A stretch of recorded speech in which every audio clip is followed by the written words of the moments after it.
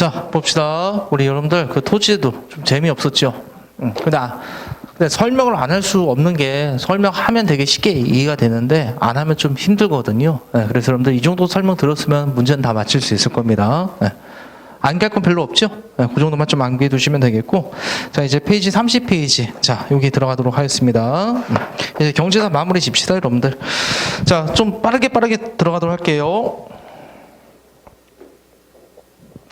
우선 농업기술 보이죠? 여기 통일신라까지, 거기까지만. 여러분들, 우리가 그 농업에선 가장 중요한 게 그 깊이 가리하는 거 중요하다고 했었죠? 깊이 가리는 거. 그래서 우리가 배웠던 언제부터? 초기 철기시대, 어쩌면 선사시대, 거기부터 언제까지?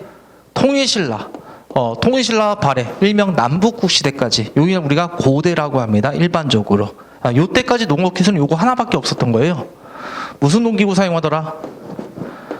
철제 농기구 사용하는 거. 요거 농업기술 하나밖에 없었습니다. 그 다음에 우리 아까 전에 지증왕이 있었잖아. 지증왕이 뭘 장려했다고 했었죠? 사람보다 힘센 게 뭐야?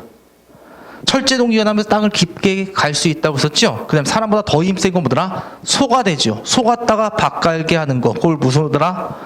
우경이라고 하죠? 이걸 합쳐서 무슨 법이라고 한다? 이것을.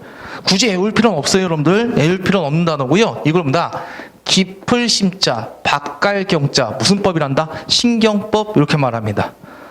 그래서 고대까지는 이거 달랑 하나의 농업기술이 딱 이 정도 해두시면 됩니다. 그래서 농업은 이 정도만 해두시면 되겠고, 그럼 살짝 줄쳐볼까요? 철제농기구 줄치고 우경. 그냥 우경하면 무슨왕과 연결해서 알아두면 된다? 지증왕, 그렇게 연결해서 알아두시면 되겠습니다. 정리됐나요, 여기? 그 다음에 이제 상업과 숭업 들어갈게요. 밑으로 가봐요, 밑에 상업 및 숭업이라고 나와있죠, 여러분들? 그 다음에 화폐와 무역이 있을 겁니다. 한 번에 끝낼게요. 농업은 이 정도예요, 고대 때. 농업은. 상업은요, 그 삼국시대 때, 굳이 한번 또 나누면, 삼국시대 때는 그 시전이 설치된다고 해요. 시전 여러분들 쉽게 들어가면 돼요. 시장이다, 그렇게 봐두시면 됩니다. 그래서 요때보다 시장이 설치되었다, 그렇게 두시면 돼요. 소지 마리간 때 시장이 설치되고, 시장을 관리 감독하는 게 동시전이라고 있었습니다. 그래서 좀 어려울 수 있는데 이 정도. 옛날 전 근대 때는요, 장사하고 싶은데 멋대로 장사할 수 있었다 없었다? 없었다고 보시면 돼요. 다 누구 허락받아야 된다? 국가 허락을 받았다고 보시면 됩니다. 국가 허락받은 애들만 시장에서 장사할 수 있는 거야. 됐나요, 여기? 그러면 여기 국가 허락받은 애만 장사하게 관리 감독했던 게 동시전, 이렇게만 말할 뿐입니다. 그리고 이것도 웬만해서 잘 물어보지 않는다? 물어보지 않는다고 보시면 되겠습니다. 됐나요, 여기? 그럼 이거는 개인이 운영하는 거면 나라가 운영하는 거야. 나라가 운영하는 거죠. 그래서 관영상업, 이렇게만 말할 뿐입니다. 됐죠, 여러분들? 누가 운영한다? 관영. 나라가 운영하는 상업이다, 그렇게 말하게 되고, 통일신라 때는 이제 어때? 인구에 더 많은 사람들이 모였잖아. 그래서 서시와 남시, 서쪽의 시장과 남쪽의 시장이 뭐더라? 더 추가적으로 만들어질 뿐이더라, 이렇게 봐두시면 됩니다. 그 시장은 대부분 지방에 있을 거면 수도에만 있었다. 수도에만 있었다고 보시면 돼요. 지방에서 뭐더라? 그냥 지네들끼리 모여서 물물거래 할 정도. 그러니까 우리나라는 사업이 거의 안 발달했던 시대더라, 그렇게만 해두시면 되겠습니다. 그 다음에 숭업도 말 그대로 관영숭업이라고 하거든요. 관영숭업. 나라가 그래서 숭업은 관영숭업이라고 하고, 국가가 필요한 물건을 일명 뭐더라? 도자기 도금꾼 있잖아. 계속 나오네, 길동이가 도자기를 잘 만든다. 얘를 공장 안에 출석부에 명단을 올려요. 그 국가로부터 무조건 뭐더라? 100개 만들어라, 이런 거야. 그러면 도자기 100개 만들어서 국가에 바치지요. 여기까지만. 국가에 바치지요. 국가가 돈 줄까 안 줄까요? 국가에 돈 안 줘요. 그럼 얘는 뭐 먹고 살아? 100개 더 만들어서 시장에 내다 파는 거야. 이게 되겠죠? 그냥 나라가 필요한 물건을 시장에서 따로 산 게 아니야. 그냥 필요한 물건, 넌 도자기 만들어라, 넌 조기 만들어라, 이런 식으로 해서 나라가 필요한 물건을 이런 식으로 얻었다고 보시면 돼요. 그래서 이것도 뭐 한다? 국가가 운영하다. 관영숭업. 지금 내가 말한 이거 관영상업, 관영숭업이죠. 조선 전기까지야. 그냥 계속 쭉 간다고 보시면 돼요.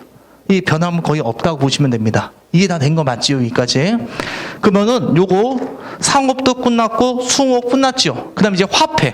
화폐는 언제 때 처음 만든다? 고려 때나 처음 만들어져요.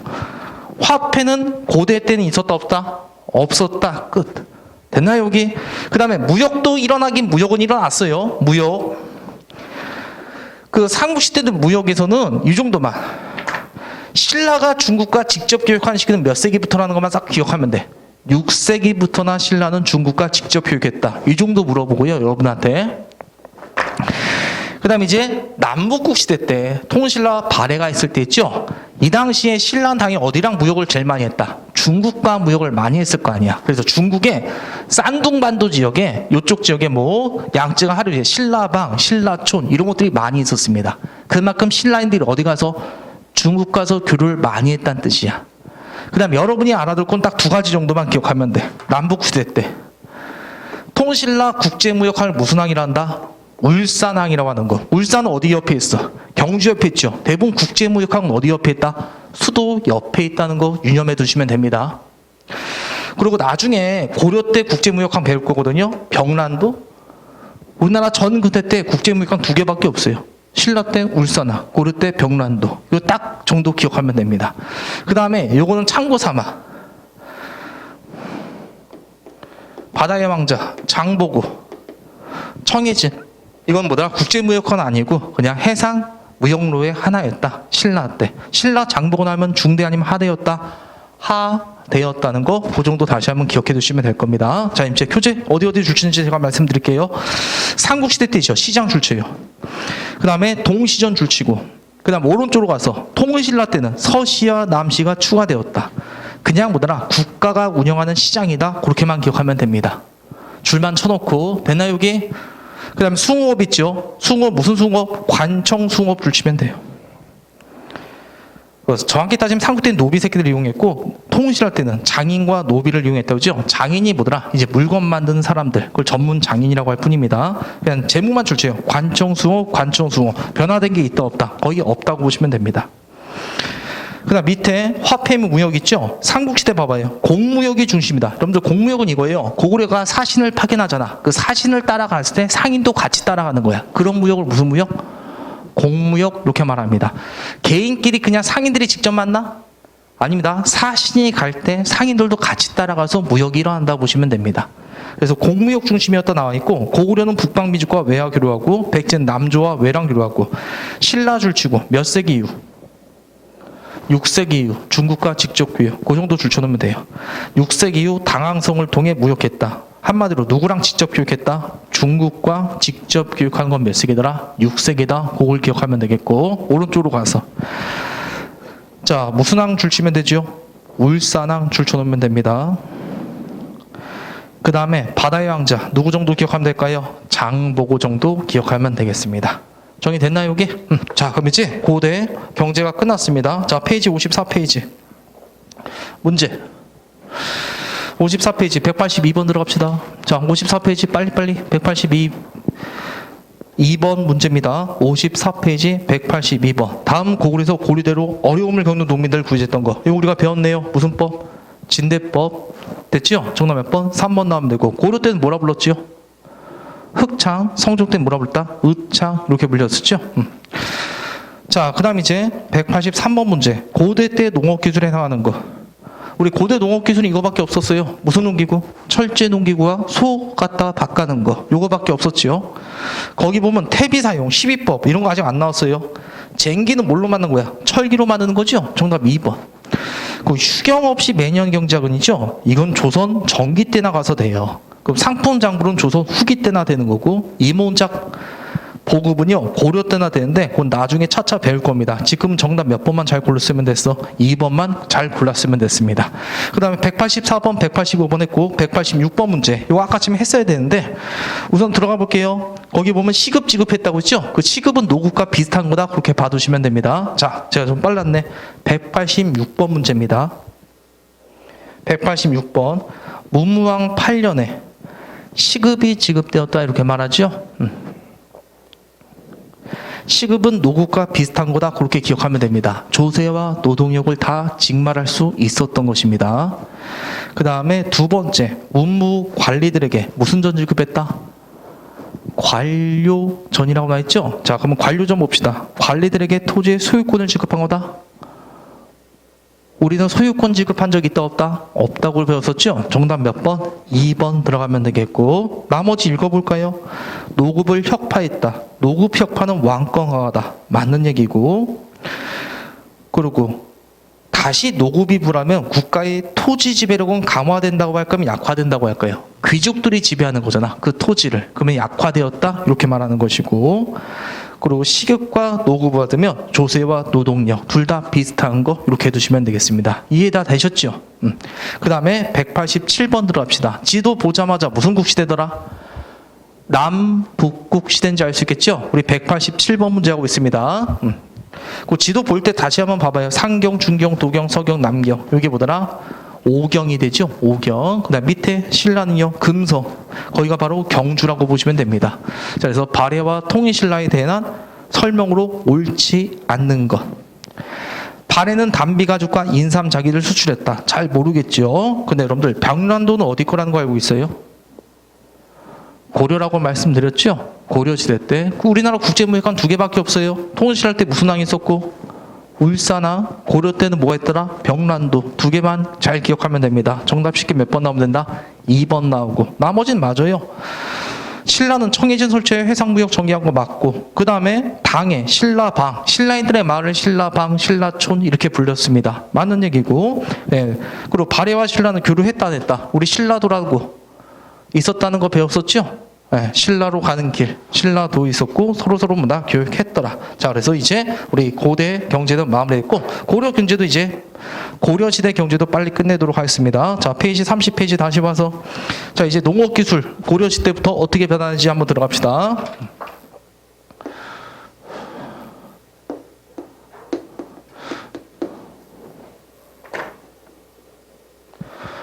자, 농업기술은 이렇게 바뀐다고 보시면 돼요. 여러분들 땅을 아무리 막 깊이 갈고 하지만 땅의 지력은 계속 높아지지만 떨어질 수밖에 없다. 떨어질 수밖에 없다는 거 알 수 있겠죠. 그래서 이걸 토지를 묵혀두는 걸 휴경지라고도 합니다. 그럼 가장 좋은 건 뭐야? 토지를 계속 뒤바꾸는 것보다 이 토지에 뭘 주는 게 제일 좋아? 영양분을 주는 게 제일 좋겠죠. 그래서 영양분 주는 게 바로 무슨 법이라고 하더라? 이렇게 말해요. 무슨 법? 줄시자, 비료비자. 무슨 법이라고 한다? 12법. 그리고 고려 때나 처음으로 12법이 나온다고 보시면 되겠습니다. 됐나요, 여기? 그리고 고려 때 농업기술은요, 무슨 법이 나왔다는 거 특징? 12법 하나 기억해 두시면 되겠고, 그 다음 반농사에서 몇 년 몇 작이 또 유행하고요. 2년에 몇 작 짓는 거? 3번 짓는 2년 3작. 그러니까 휴경지가 있고, 봄에 겪는 게 있고, 가을에 경작하는 게 있어요. 휴경지는 그냥 1년 내내 쉬게 해주는 거야. 그리고 12법이 이거 등장한 거잖아. 12법이 막 전국 각지로 확대된 건 아직 아니라고 보시면 됩니다. 그래서 이때부터 뭐더라? 휴경지가 점차 없어지는 단계라고 보시면 돼요. 감소하는 거지 소멸 단계는 아니라고 보시면 되겠습니다. 그냥 12법 언제 처음 등장했다? 고려 때. 요건 까먹지 마시고. 그리고 고려 때에서 또 중요한 게 뭐냐면은 이양법이라고 보시면 됩니다. 무슨 법이 나왔다고요? 이양법.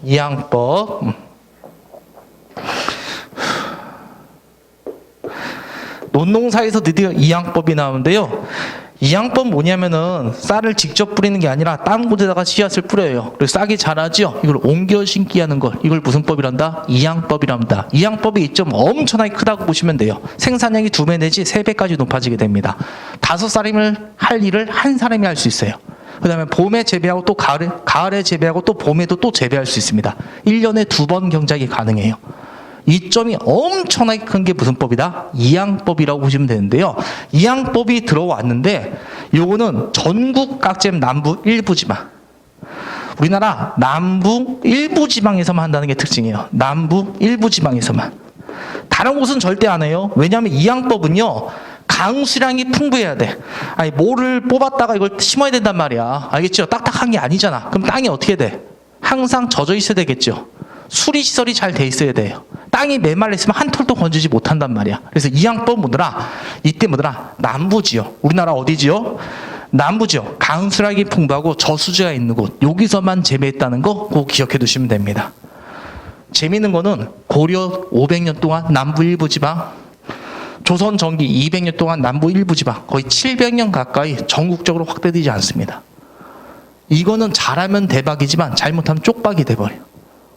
그러다 보니까 정부가 권장한 적 없었던 게 이양법이라고 보시면 됩니다. 근데 여러분 유의할 점, 이양법이 등장한 건 어느 시대고?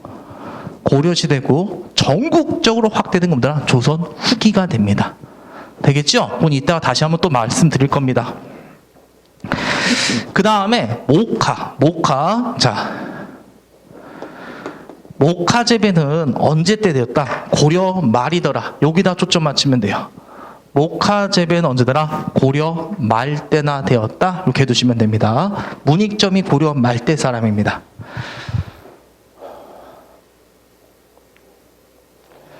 그 상갓집에 가면 삼배 입은 사람 보이죠? 상주들 삼배 입고 있죠?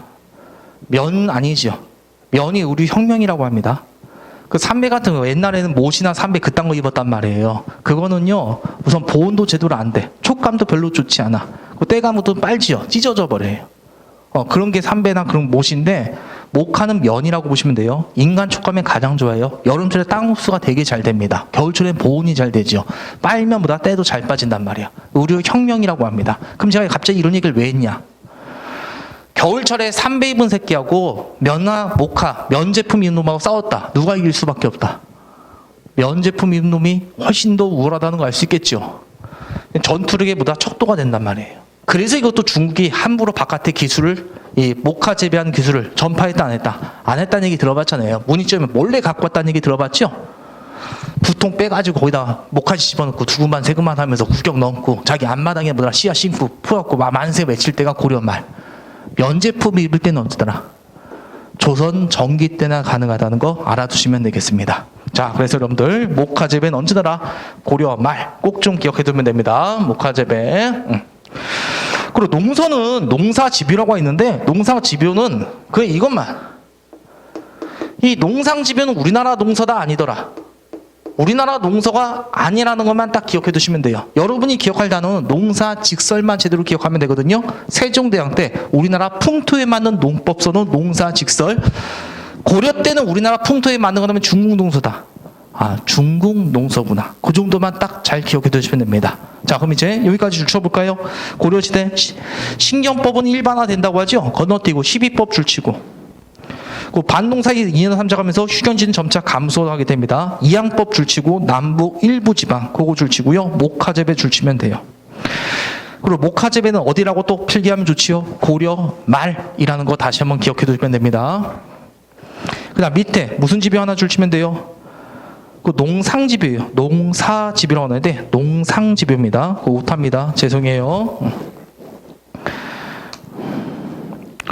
농상집요 그렇게 고쳐주시면 되고 먼 나라 농서가 되겠습니다. 마무리 됐나요 여기? 자, 그래서 우리 고려 농업은 이 정도 봐두시면 되겠고요. 그 다음 여기 봐봐요. 이제 금방 끝나요. 상업 볼 거거든요. 상업 똑같아. 똑같이 뭐더라? 관영상업이에요. 그럼 여기서는 그냥 뭐더라? 그 관영상업을 시전이라 불러요. 시장이 이제 뭐라 불렸다? 시전이라 불렀다. 그렇게 기억하면 될 겁니다. 된 거 맞죠? 그럼 이걸 관리 감독하는 게 뭐더라? 경시서라고 합니다. 경자 무슨 경자? 서울 경자. 시는 시장. 시장을 관리 감독하는 곳이 뭐다? 경시서. 관청은 대부분 경찰서, 서자 붙는다는 거 알겠죠? 시전이 뭘 말하고요? 시장, 경지서가 관리 감독하는 관청이구나. 끝. 됐나요 여기? 그 다음 여기 봐봐요. 자, 계속 들어갈게요. 숭업 봅시다. 숭업. 숭업 똑같아. 무슨 숭업이 중심이다? 민영 아니면 관영. 관영 숭업이 중심. 민영도 있긴 있다 없다. 있긴 있더래죠. 그건 귀족들의 아주 조그만 수요품 정도밖에 안 됩니다. 전체 분야에선 적다고 보시면 돼요. 전체 숭업에선 비중이 제일 큰 게 무슨 숭업? 관영 숭업. 그 다음에 또 하나. 그 심화 과정에서 이거 하나 물어보고 끝나요. 소숭업. 알겠죠? 소숭업이랑 나왔다. 우리 기억나잖아요. 향부곡소.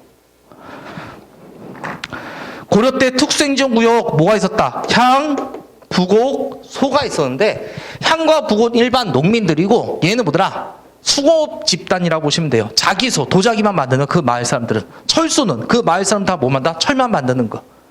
이 소는 어디에만 특징이다? 고려만의 특징이라고요. 고려 때만 있어요. 다시 향, 부곡은 신라 때 있어. 소가 만들어진 건 고려야. 조선 때는 뭐더라? 이게 다 사라진다고요. 그럼 소숭업 어디만의 특징이란 얘기야? 고려만의 특징이죠. 여러분들 뭐 소 나왔다. 알겠죠? 소숭어 나왔다. 무조건 어디로 가면 되더라? 고려시대구나. 그렇게 들어가시면 됩니다. 됐나요, 여기? 자, 그러면은 우리 이 정도 해두시면 되겠고, 그 다음에 이제 화폐 봐봐요, 화폐. 화폐는 여러분이 기억할 게 요거 하나 정도만 기억하면 돼. 권원중부. 이게 성종 때 만들어진 철전이에요. 우리나라 최초의 뭐가 되더라? 화폐가 되겠습니다. 그래서 무슨 중부 하나 정도만 기억 잘하면 돼? 권원중부 하나만 기억 잘하면 된다고요. 그 다음에 우리나라에서 상용화된 화폐는 이따가 또 적을 건데 상평통보 하나만 전국적으로 확대돼. 그러니까 우리나라 봤을 때 여러분이 봤을 때 상업과 숭업이 발달한 거야 안 한 거야? 상업 발달한 거 아니에요? 숭업도 발달한 거 아니야? 한마디로 우리나라 자급자족 경제체제라고 보시면 돼. 물물교환 정도야. 화폐가 막 필요하지도 않아. 이것도 시장도 어디 있는 거야? 서울에만 있는 거야. 그 지방에는 뭐 장시라고 뭐 3일마다 열리고 5일마다 열리고 또 잘 열리지도 않았다고 보시면 됩니다. 이 되셨죠? 그래서 우리나라 화폐가 따로 필요가 있다 없다? 없다고 보시면 돼요. 그래서 성종 때 화폐를 만들었거든. 전국적으로 이제 상용화 된다는데다 안 된다고 보시면 돼요.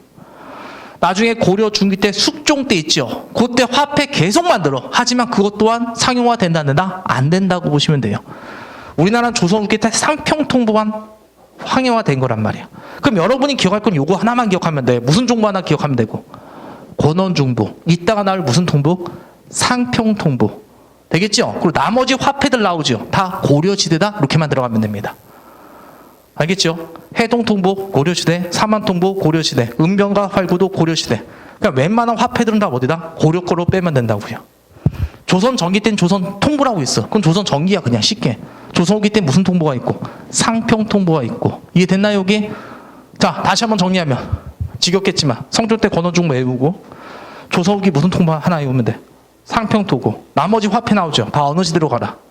고려시대로 빼면 되더라. 화폐는 딱 그렇게 해두시면 되겠습니다. 그 다음에 국제무역학. 신라 때는 무슨 항이 있었다? 울산항. 고려 때 국제무역학. 아같이 말했던 거 무슨 도?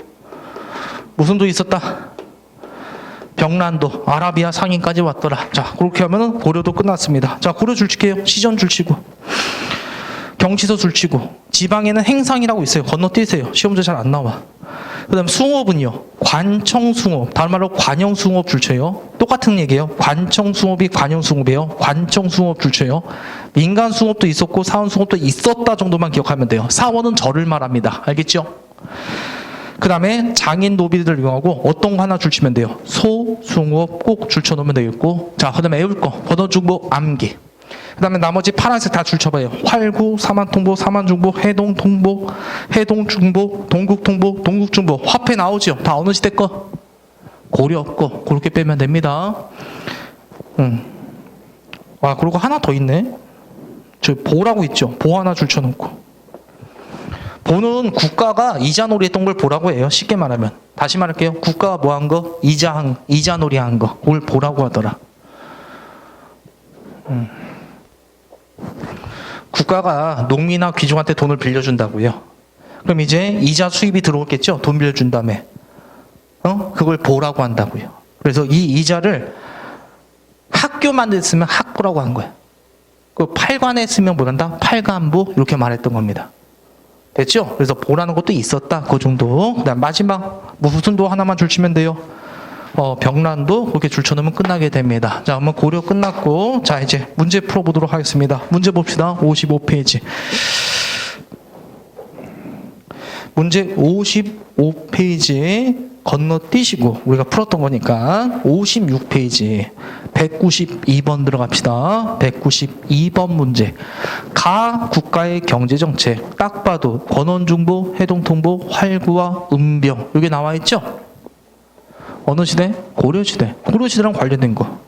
지게, 배운 적고, 우리 고려 때 토지도 물어봤다. 전식과. 정답 쉽게 2번 이렇게 들어가시면 됩니다.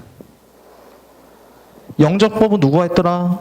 인조가 했던 거. 조선 후기가 했다는 거. 직정법은 누구라고 적고? 세조라고 적으면 되겠습니다. 세조. 자, 그다음에 193번 들어갈게요. 밑줄 치는 우리나라. 태조께서 통일하신 이유. 통일했대 태조가. 태조들하고 통일한 놈은 누구밖에 없다. 왕건밖에 없어요. 왕건밖에. 외관을 두고자 했으나 초창기였으며 미처 그럴 겨를이 없었다. 거의 출처예요. 청컨대 외관을 두소서. 이거 누가 말한 거죠? 성종의 오른팔 최승로가 말한 거죠. 그래서 12목이 설치되었다. 정치사랑 연결되는 사료. 그리고 이 시대는 어느 시대다? 고려 왕조. 고려 왕조랑 관련된 경제를 고르면 돼요. 총융청. 이건 5군영 중에 하나라고 보시면 됩니다. 정답 쉽게 몇 번 나오면 되지요? 2번 이렇게 나오시면 되겠고, 상평통보는 조선 후기가 되겠습니다. 알겠죠? 상평통보는 194번. 내가 아까 지금 우리가 사료만 읽었던 거, 미출친 이제도가 실시된 왕조.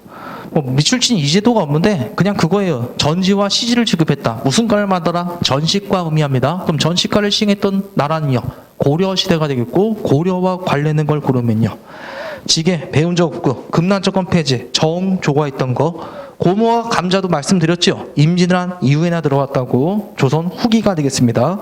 2번, 3번, 4번 다 묶어서 어디로 가면 돼?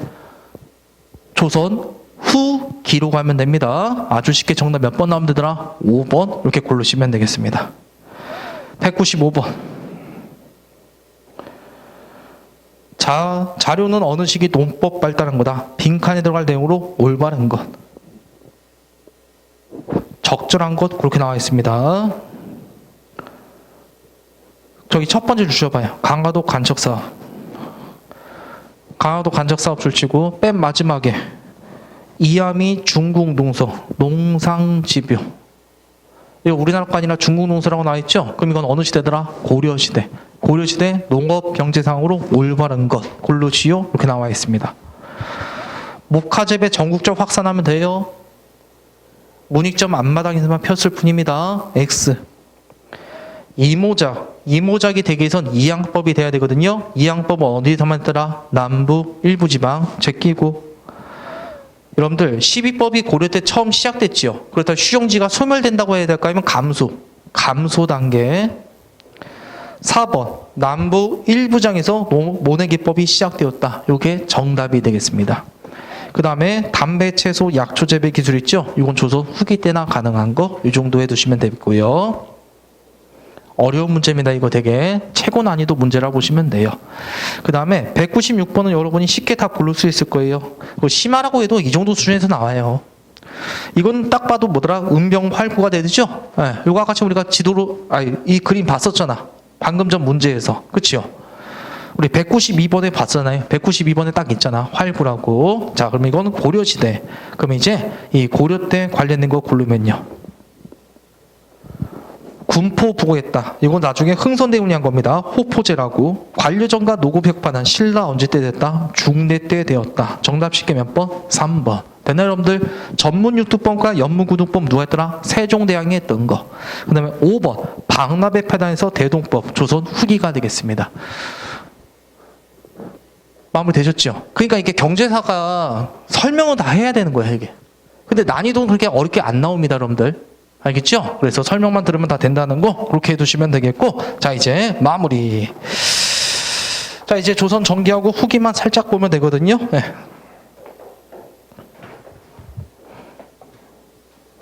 조금만 기운내서 경제사만 깔끔하게 마무리 십시다. 이제 다 끝나가요 진짜. 우리 경제사 끝나면 되게 쉬워요. 나머지는 그럴 거예요. 자 이제 조선 전기로 갈게요. 조선 전기는 할 게 별로 없어요. 조선 전기는. 그리고 조선 전기 하면 우리가 몇 세기란 거 알아야 되죠? 15, 16세기다. 그렇게 두시면 되겠고, 15, 16세기다.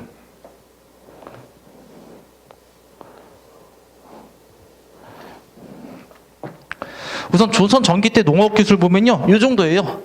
12법은 이제 뭐더라? 일반화 되더라. 들어가시면 됩니다. 이제 12법은 조선 사람이 100명이다. 그럼 몇 명이 다 한다? 100명이 다 한다는 얘기입니다. 그래서 이제 휴경지는 어떻게 되더라? 휴경지는 감소되더라? 소멸되더라? 소멸, 그렇게 말해요. 2년 산작도도 확대되고요. 알겠죠? 그리고 변함이 없는 건 뭐더라? 요거는 그대로 와요. 이거. 이양법은 아직까지 또 어디서 하고 있더라? 전국 각지단 남부 일부 지방. 어디서만 하고 있다? 남부 일부 지역에서. 이건 고려 때와 변한 게 있다 없다? 없다고 보시면 됩니다. 알겠죠? 그리고 목화재비는 더 뭐다? 확산되더라. 크게 외울 거 없죠? 봐봐요. 12법이 난 건 어느 시대고? 고려시대고, 조선 전기 때는 확대되더라. 그 정도. 목화재배는 고려 말대죠. 그럼 목화재배 확대된 건 어디야? 조선 전기 때가 된다는 거 알 수 있겠죠. 이양법은 변함이 있다 없다? 없더라. 그다음 우리가 이거 하나 배웠잖아. 우리나라 풍토에 맞는, 우리나라 현지 풍토에 맞는 농서. 그게 바로 무슨 직설? 농사직설. 네, 그 정도 하면 끝. 쉽게 끝나죠? 조선 전기는. 그럼 여기까지만 줄쳐볼 거예요. 12법 1반화 눈으로만 봅시다. 반농사에서 2년 3정 나있죠? 그거 보시고 견종법 지워주세요. 견종법 따로 안 배워도 돼요. 견종법 지워주시고 그 다음에 연작상경화 뭐더라? 1년 내내 뭔다? 경작할 수 있다 그 뜻입니다. 건너뛰시고 그냥 휴경지 소멸 그것만 살짝 줄쳐봅시다. 휴경지 소멸. 이양법은 줄쳐놔요. 아직 변함이 있다 없다? 없더라. 고려와 마찬가지라는 거 꼭 좀 기억해 두시고 그다음 목화재배 줄치고 일반화. 그다음 밑에 농선역 뭐 하나 정도만 줄쳐놓으면 될까요?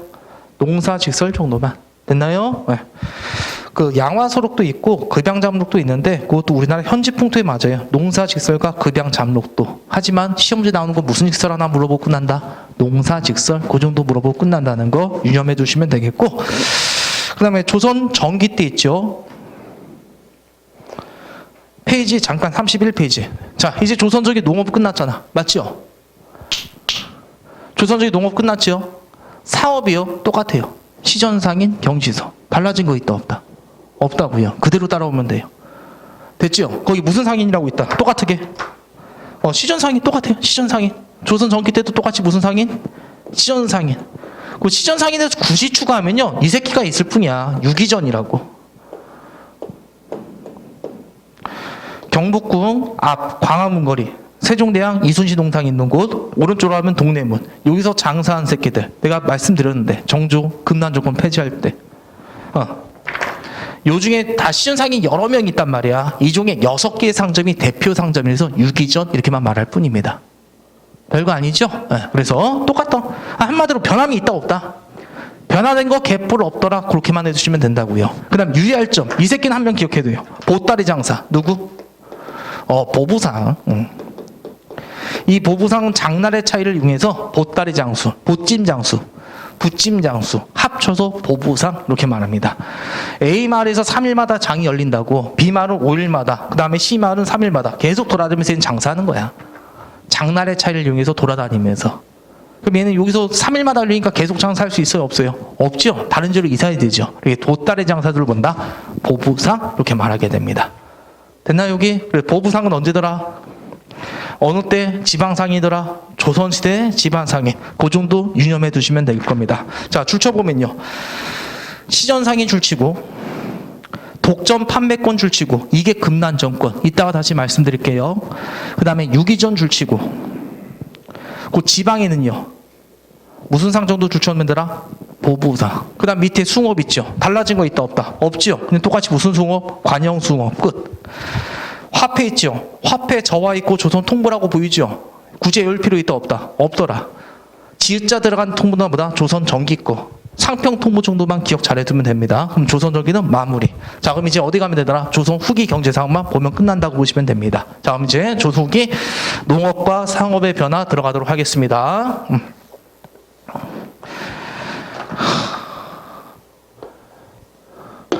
조선 후기는 이제 요거 하나만 변화되면 다 끝난다고 보시면 돼요. 무슨 법? 이항법 하나만 변화되면 끝납니다. 이제 이항법이 이제 조선 후기 때는 이항법이 어떻게 되더라? 전국 각지로 확대되면서 조선 후기 모든 경제가 바뀐다고 보시면 됩니다. 왜 바뀌냐면은 이항법은 이점이 매우 크다고 그랬었죠. 이항법.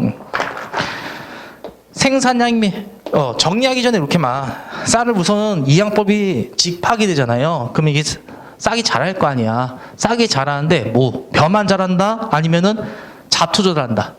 잡초도 같이 자란단 말이야. 그럼 잡초 이거 어떻게 제거해야 될까요? 낫으로? 낫으로 하면 벼도 다칠 수 있죠. 손으로 뽑아야 된단 말이야. 근데 여러분들 지방 나다 보면 논바지기 봤죠? 엄청 넓죠. 그걸 떼양볕에서 그걸 제거한다고 해봐.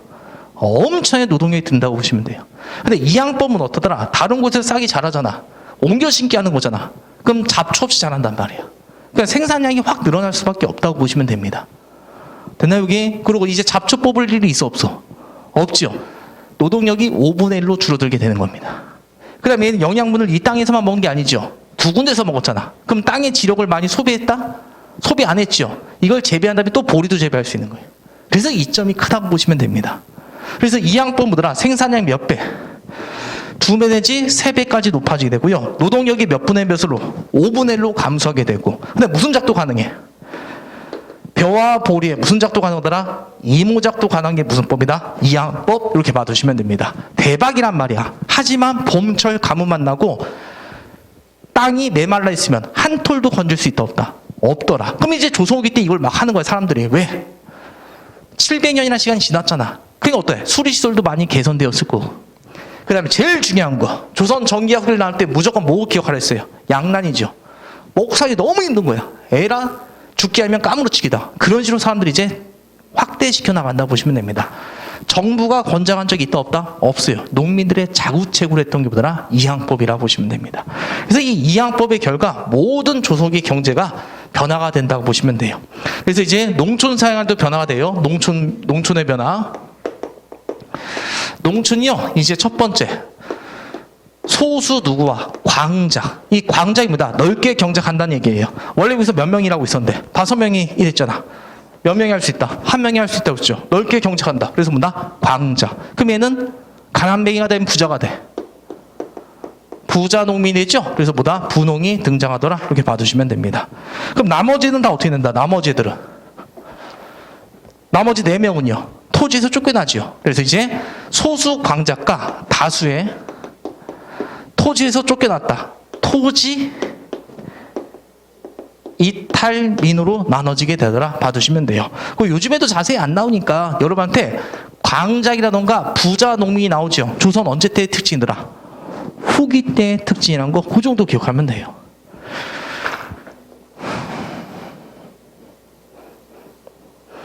그 다음에 나머지 이따가 적을게요. 우선 얘네들이 이제 뭐 한대? 쌀을 사 먹어야 되죠. 맞잖아, 이제. 직접 경작할 수 있다 없다? 없잖아. 소작도 할 일이 없다고 보시면 돼요.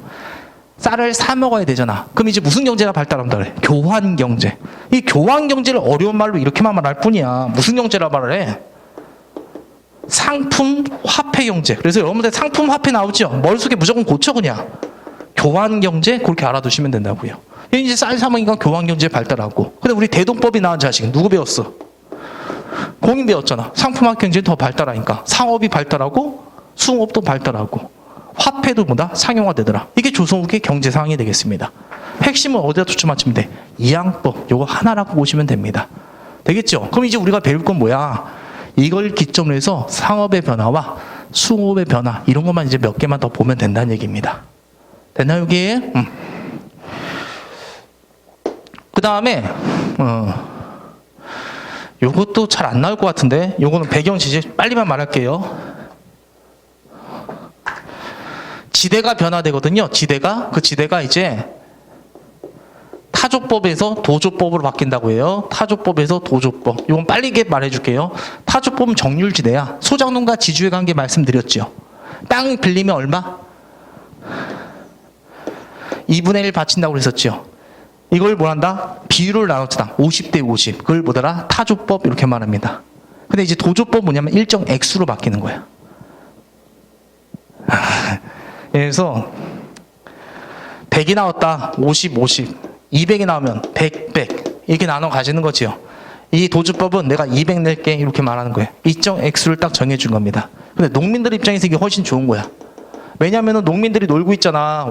그러면 뭐다? 양만도 가져가는 게 별로 적지요. 그럼 와서 맨날 갈군단 말이야. 일 열심히 하라고. 신분적 관계가 내재돼. 근데 이제 농민들이 그래. 내가 200 줄 테니까 나한테 간섭하지 마.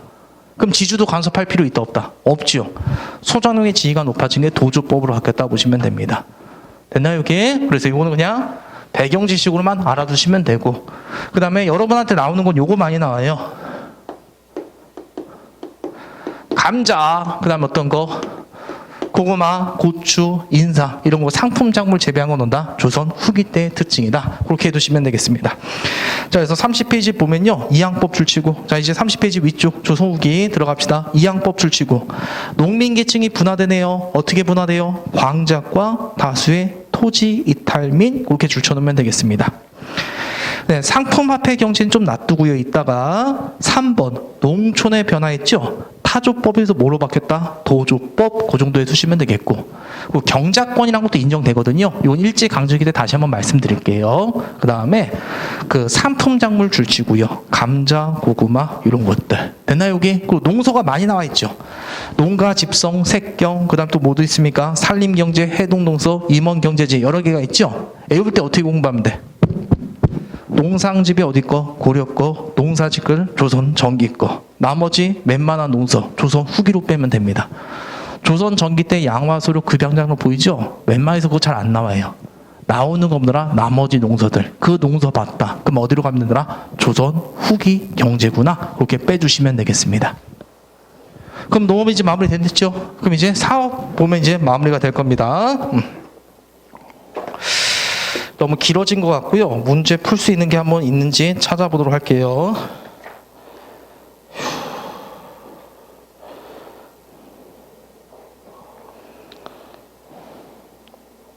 우선 200번 문제 들어갑시다. 200번 안 풀어진 것 같아갖고 200번 안 풀어져 있죠, 여러분들. 200번 우리가 아까 아침에 풀었어야 했는데 그 200번 다음을 수행하기 위한 적절한 업무를 보고해서 고르시오. 국가에서 필요한 물품을 조사해요. 자, 200번 하고 있습니다. 페이지는 58페이지 문제 번호 200번. 다음을 수행한 적절한 업무를 보고해서 고르시오. 국가에서 필요한 물품을 조사해요. 각 주현에 나누어 부과한다. 주현에서 속현의 일을 할당하고 향리들이, 자 여러분 우선 속현 줄치고 그래서 집집마다 공물을 걷어들인다. 됐나요 여기? 집집마다 걷어들인 건 조세, 공납, 역 중에서 뭐가 될까요? 공납이 됩니다. 됐나요 여기? 그럼 공납과 관련된 거 정답 먼저 고르면 호구 파악해야 되겠죠. 근데 여러분들 농가 밭은 뭐야? 땅 세금이니까 조세로 가면 됩니다. 디귿법 물품에 따라 거두는 적절한 시기. 왜? 특산품은 시기가 다 다르니까. 그래서 디귿번 맞는 얘기고 군포랑은 관련이 있다 없다? 없지요. 그래서 정답은 기업과 디귿 들어가면 되겠고 그 다음에 요거는 조선 때 살을까 하면 고려 때 살을까요? 고려 때입니다. 뭐가 있으니까? 속현이라고 있잖아. 됐나요 여기? 네, 문제를 잘못 갖다 놓은 거 그렇게 두시면 됩니다. 그 다음에 201번 보시겠어요? 201번 미출신 이상인이라고 나와있죠. 조선은 수도 한양도시 구획을 설명해서 경북권 북쪽상의 공업 협소일 때 앞쪽에 시장거리를 조성했다. 여기서는 줄쳐요. 정부의 허가받은 상점이 개설되었다. 무슨 상인 말한다? 시전상인. 그럼 시전상인과 관련된 거 대동법을 계기로 등장한 건 공인이죠. 지방 돌아다니는 새끼 뭐라고 하더라? 보부상 그렇게 말하고 병란도는 고려 때 특징이죠. 청해주는 통일신라 하대가 되겠고 알아서 정답 몇 번 나온다? 5번 고르시면 됩니다. 202번 추구기 세종대왕이 만들었죠? 조선 전기 때 농업으로 옳지 않는 거. 조선 전기 농업으로 옳지 않는 거. 우경이 시작되었다. 이거 말 되게 쉽죠 여러분들. 우경 시작된 건 언제다? 지증왕 때 고대 때부터니까 정답 시계 몇 번? 1번. 나머지 맞는지 봐봐요. 목화재배 확대되었다 맞고 인원 삼작도 이제 널리 확대되고 거기 봐봐요. 4번도 이모작이 가능해졌다만 나와있지 확대되었다고 나와있다 안 나와있다? 안 나와있죠. 5번 12법의 발달로 이제 묵혀두지 않는다. 그게 뭐더라? 휴경지가 소멸된 걸 의미한다고 보시면 되겠습니다.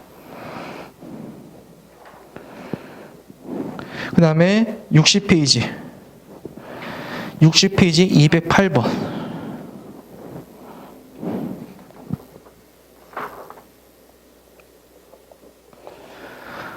(208번) 문제입니다. 208번 밑줄군 이들 날짜의 차를 이용하여 장시를 무대로 활동하면서 장지를 하나의 유통망으로 연결시켰다.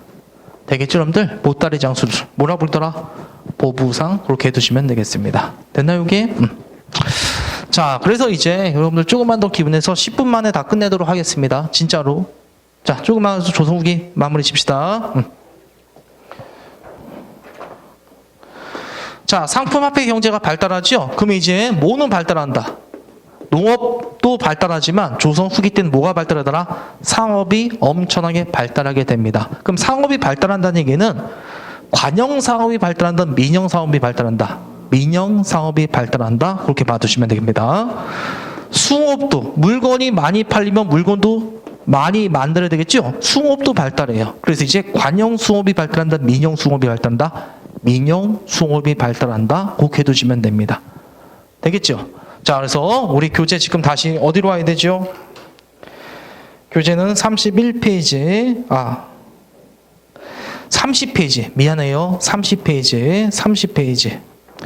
30페이지 조서후기 우리 이양법과 상품화폐경찰 농촌의 변화까지만 줄쳐놨지 여러분들 찾았나요? 네, 거기서 상품화폐 경제 발달하는 거 상업 발달 줄치고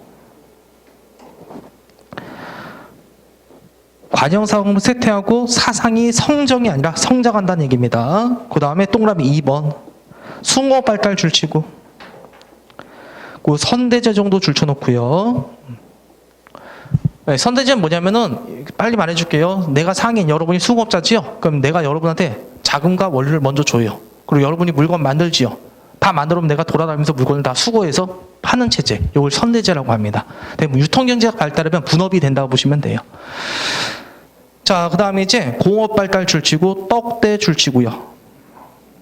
거기까지만 좀 봐두시면 됩니다. 여기 파트는. 자, 볼게요.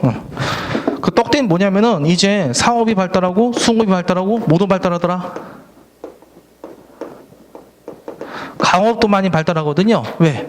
우선 요건 이따가 자세히 배울 거고 민영 사업 발달하고 민영 수업이 발달한다. 거기까지만. 그리고 이제 수업 분야에서 무슨 질한 것도 나왔다. 선대전환 개념도 나왔다. 선대전환은 그냥 조선 어디로 빼면 된다? 후기로 빼면 되겠고 그 다음에 이제 광업도 간단하게만.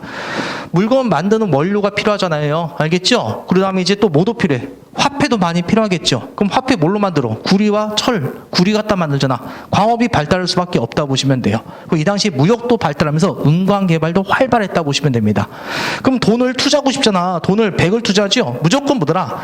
200이 된대. 2배 뛰게 된대. 확률은 95%야. 투자하고 싶어 안 하고 싶어요? 하고 싶겠죠. 근데 여러분이 광산 경영 해본 적 있다 없다? 해본 적 없죠. 그러면 이제 이때부터 뭐더라? 그 당시 양반들이 이 광업에 투자하고 싶은 거야. 하지만 지가 경영해 본 적은 없잖아. 그래서 누굴 고용하더라? 떡대라는 색을 고용하는 거야. 그 양반들은 돈이 있으니까 양반들이 돈을 막 찔러줘. 누구한테? 떡대에게. 그럼 떡대는 이 돈 갖다가 노동자들을 고용합니다. 그 지가 광산을 경영하는 거야. 그러면 광산 경영에서 이윤이 나오죠. 혼자 가져갈까? 나눠 갖겠죠. 물주들. 오늘날 따지면 주식 투자자들. 얘가 뭐더라? CEO. 그러니까 주식 뭐더라? 자본과 경영가가 분리되고 있죠. 여기 뭐더라? 광업에서도 보이더라. 그렇게만 해두시면 돼요. 그리고 단어는 그냥 어떤 정도만 기억하면 되고 떡대 정도 나오면은 조선 어디더라? 후기라는 거 그렇게만 들어가면 될 겁니다. 됐나? 여기 선대제 떡대 나왔다. 조선 어디구나? 후기구나. 그 정도만. 자, 그럼 이제 어디 줄치면 되죠? 그 떡대 정도만 줄쳐놓으면 됩니다. 떡대 정도만. 그리고 나머지는 그게 뭐냐면은 설정 투자제. 원래 광산 누가 경영했더라? 국가가 경영하거든요. 근데 이제 막 광산 개발이 막 심화되는 거야. 많아지니까 국가가 뭐더라? 허락해 준 거예요. 가게를 설치하고 세금만 걷게. 됐나요, 여기? 그리고 이제 광산 개발을 하니까 몰래 채굴한 애들, 잠체 현상도 일어난다. 뭐 이런 단어도 조선 후기라는 거 기억하면 되고 핵심 단어는 어떤 단어더라? 떡대다. 그렇게 봐두시면 됩니다.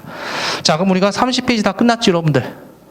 30페이지 끝냈지? 그 다음 이제 31페이지. 자, 31페이지 조선전기 끝났고 이제 조선 후기만 보면 되겠습니다. 조선 후기.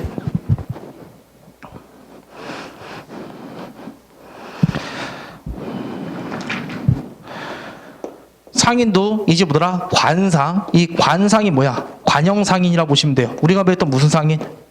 시전상인. 그 다음 이제 누가 등장해? 개인상인 상인들, 사상들이 등장한다 보시면 돼요. 오늘날 어디? 얘가 무슨 거리? 종로거리에서 장난치고 있죠? 종로거리. 여기가 종로라고 하면은 사상애들은 이제 어디다? 동대문, 남대문 이런 데다 장사하게 됩니다. 여러분이 딱 보더라도 어때? 얘네보다 얘네 물건이 훨씬 더 값이 싸고 질이 좋은지 느낌 오죠? 그래서 얘네한테 밀린단 말이야. 그래서 원래는 이 시전상인들이 사상을 공격하는 방법이 이런 게 있었단 말이야. 금난 정권. 이것도 우리가 정조 때 말씀드렸습니다. 난전이 뭐한다? 시장을 어지럽힌다 뜻이에요. 이걸 금할 수 있는 권리. 그래서 관상이 얘네들의 물건을 빼앗고 조져버릴 수 있는 권한이 있었습니다. 됐나요? 근데 이제 너무너무 뭐더라? 먹고 살기 힘든 거야. 죽기 아니로 얘네가 막 장사한단 말이야. 됐나요? 그리고 얘네가 금난 조건 행사하니까 얘네들이 A씨 그러면서 뭐더라? 외곽으로 빠져나가는 거야. 송파 이런 데로. 성남까지도. 올 테면 와봐라. 그리고 돈을 많이 벌면 또 어때? 예나 지금이나 돈이면 좀 다 되는 대상이잖아. 국가 관리한테 돈을 뇌물을 주게 됩니다. 관건과 결탁하게 돼요. 최종 승리 누구의 승리? 사상의 승리. 정조가 이 흐름을 보고 얘네 편을 들어줄까요? 이건 자연스러운 흐름이 되겠죠. 그래서 무슨 정권 폐지? 금단 정권 폐지. 그게 뭐더라? 신의 통공정책 이렇게 봐두시면 됩니다. 됐나요 여기? 그 다음에 수공업에서 아까 지금 말했듯이 이제 관영 수공업이 퇴퇴하고 이제 무슨 수공업이 발달하고? 민영 수공업이 발달하고 아까 지금 나왔던 무슨 제가 있더라? 선대제. 그리고 이제 화폐는요. 이제 상품화폐 경제가 마구마구 발달하잖아. 그래서 이제 무슨 통보가 나오더라? 상평통보 그렇게 봐두시면 되겠습니다. 됐죠 이게?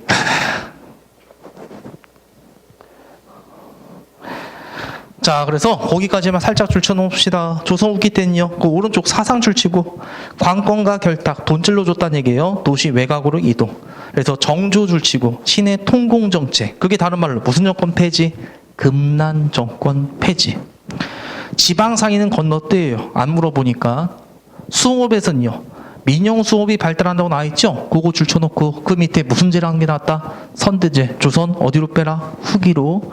그 다음 밑에 무슨 통보 반드시 기억하라고 했었죠? 상평통보. 그 전황은 뭐냐면은 여러분들 화폐의 기능이 뭐예요? 교환수단이죠. 또 하나의 기능은 뭐야? 재산 축적의 수단이 있죠. 이제 화폐가 재산 축적의 수단으로 인식된 거야. 그러니까 이제 그 당시 은행이 없잖아. 양반들이 집에다가 다 돈을 갖다 놓은 거야. 돈이 돌아 안 돌아? 안 돌겠죠. 동전이 황망해진다. 전황이라고 합니다. 그 동전이 없어지면 값어치는 더 뛰게 되거든요. 그럼 국가가 돈을 찍어내. 그럼 또 얘들은 뭐다? 또 집에다 다 갖다 버리는 거야. 그럼 동전이 또 있어 없어? 없지요. 이런 현상이 일어나요. 그러니까 조선 때에 화폐 경제 같은 걸 해본 적이 있다 없다?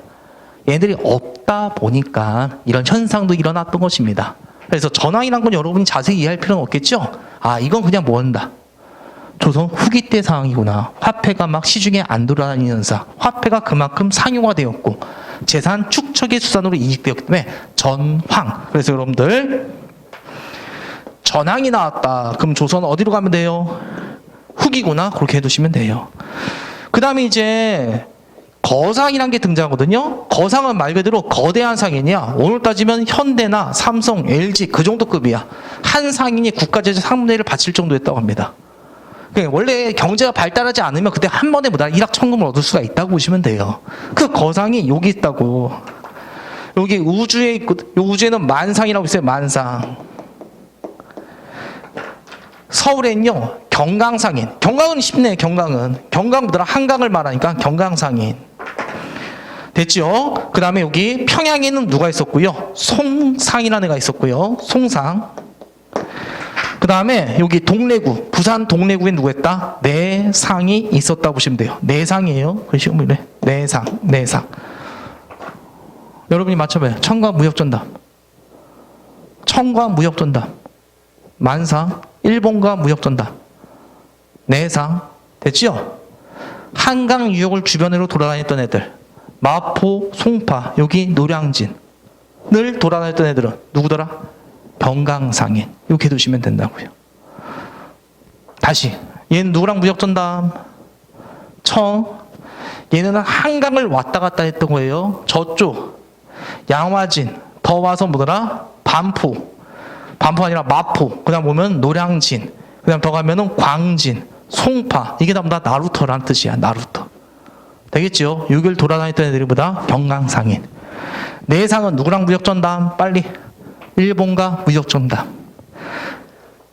이 송상은 전국에 체인점이 있었고요. 주로 전남했던 작품이더라 인삼이야. 그럼 만상과 내상을 연결시켰던 것도더라 송상이다. 이렇게 들어가시면 됩니다. 경강상이는 한강만 왔다 갔다 했던 애들이야. 얘는 국제 수출품이잖아. 전국에 체인점이 있었죠. 그래서 중개무역까지 했던 게 송상이다. 이렇게 두시면 되겠습니다. 됐나요 여기? 그러면 이제 마무리. 경강상인 줄치고 한가, 송상 줄치고 인삼 중개무역, 만상 줄치고 청가무역, 내상 줄치고 외화무역. 정리됐나요? 그 다음 객지여각 선박 줄치고 여각 있죠. 여관. 여러분들 옛날 모텔을 여관이라고 불렀다는 얘기 들어봤나요? 그 여자가 나그네 여자야. 객자도 나그네 객자. 나그네들이 묵는 곳. 여관방. 숙박업. 근데 그 당시 조선 때 있죠. 많이 돌아다니던 애들은 농민일까요? 상인들일까요? 장사치 애들이 되겠죠. 상자치를 있다 보니까 물건 좀 보관해 주세요. 보관업도 발달하는 거예요. 그 다음에 갑자기 또 장사다 보면 급전이 필요할 때 있죠. 돈도 빌려달라고 해요. 그럼 돌 빌려주고 이자 붙여먹는 걸 금융업이라고 하죠. 네, 그렇게 발전해서 나갔던 애들이 여가, 객주, 선박 이런 애들이 되겠습니다. 그래서 그것도 줄치고 마무리된 거 맞나요 여기? 그래서 이 정도 봐두시면 되겠습니다. 자, 그럼 이제 조선후기 경제사가 끝났습니다. 문제 풀면서 이제 마무리 지겠습니다. 자, 페이지 60페이지 보고 페이지 60페이지 207번 들어갑시다. 다음 주제의 역학을 발음이 안 되네. 역할극 대사에 적절하지 않는 것 이렇게 나왔습니다. 조선후기 상인의 모습. 청과 거래할 땐 인셈이 최고야. 만상 맞는 얘기 되겠네. 내상. 일본 상인들은 일본 상인 온다니 미리 준비한다. 맞는 얘기고. 여러분들 시전 상인은 서울에 있는 새끼들이죠. 돌아다닐 때는 보부상이죠. 정답 몇 번? 3번. 네, 표정부터가 정답 같지 않잖아 얘는. 그렇죠? 자, 그 다음에 이제 61페이지 들어갑시다. 다음 적시 실시된 결과 유기전을 제외한 시전상인의 금단정권 폐지. 보여주죠. 금단정권 폐지. 이게 다른 말로 무슨 통공? 신의 통공정책 이렇게 말합니다. 조선 어디가 되죠? 후기. 그리고 결과를 물어봤네. 이 결과 이제 뭐더라? 사상들이 편하게 장사할 수 있겠죠? 그런 거 고르면 됩니다. 지방 장시가 처음 열린 건 이건 아니고 이건 고대 때부터고 정확한 시기는 좀 애매합니다. 국가 상고업 통제가 강화됐다면 없어진 거다. 약화 또는 사라지게 된 거지요. 사상이 이제 넓게 장사할 수 있더라. 정답 몇 번? 3번. 그 다음 이제 210번.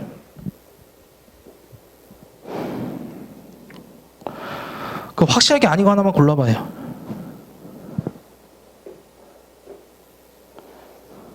그 만상, 책문후시를 통해서 대무역이 종set다. 책문후시 이런 거 있었나? 그 교재 다시 보면요, 책문후시라고 있었습니다. 증강계시는 뭐더라? 국가가 허락한 무역이고 책문후시는 밀무역이었다 보시면 돼요. 근데 니은번 봐봐. 2번. 이거 조선 후기인데 신의 통공 이후에 금단정권 행사하면 돼요, 안 돼요? 말도 안 되죠. 그냥 간단하게 몇 번? 2번. 나머지 맞아요.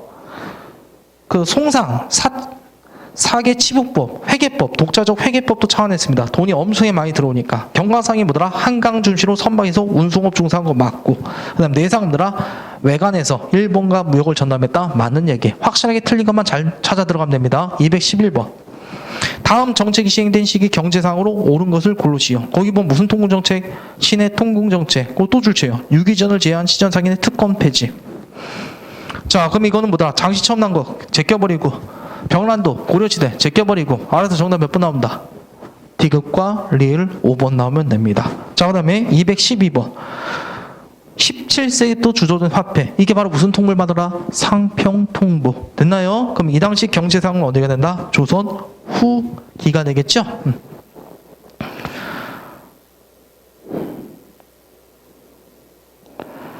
활구 아니죠. 활구, 은병, 은덩어리병. 물론 활구 또는 뭐더라? 은병이라고 합니다. 알겠죠? 우리 아까 치면 지도에 화폐에서 막 은덩어리 병이 있었잖아. 이렇게 활구, 은병 또는 활구라도 하고, 은을 우리나라 지형부 따서 만든 것도 있어요. 은인데 우리나라 지형부 따서 만든 거. 고가의 화폐였다 보시면 된다. 이건 다 고려시대 거. 그 다음에 그래서 1번, 2번은 묶어서 그냥 은병 또는 활구라고 보시면 돼요. 그리고 우천은 고려 때 사람이에요. 그리고 조선시대 조선 때 제작된 최초의 화폐는 아니라고 알겠죠? 네. 조선 후기니까 그 전기도 있었어요. 조선 통보도 있었고 팔방 통보도 있었는데 상용화되지 않았다 보시면 돼요. 전국적으로 통용되어 상업 발전에 기여했다. 정답 5번 이렇게 고르시면 되겠습니다. 그럼 경제 끝났죠, 여러분들? 네. 경제사가 제일 어려워해요. 예, 한국에서 제일 어려운 파트라고 보시면 됩니다. 오늘날 경제도 모르는데 옛날 경제 어떻게 알겠어요? 그래서 제일 어려운 파트인데, 그런데 여기 설명 잘 들어왔으니까 경제 파트는요, 점차 난이도가 좀 떨어지는 분야가 되고, 정치사랑 연결해서 많이 나옵니다. 그래서 이 정도 했으면요, 따로 복습 안 해도 문제는 계속 풀 수 있을 겁니다. 자, 그래서 그렇게 하고, 10분 10분 쉬었다가 그다음에 이제 사회사 들어갈게요. 10분 쉬었다 들어갑시다.